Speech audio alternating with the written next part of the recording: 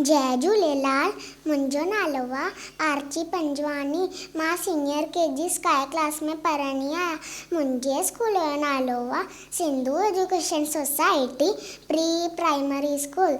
मां हिकु बेत ॿुधाईंदसि। चंदा मामा हेठि लही आ, तारनि खे बि सार वठी आ।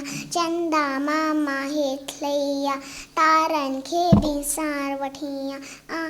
हुननि जी दोस्त बणां, हुननि सां गॾिजी नचा टपा, तारनि सां गॾिजी नचा टपा।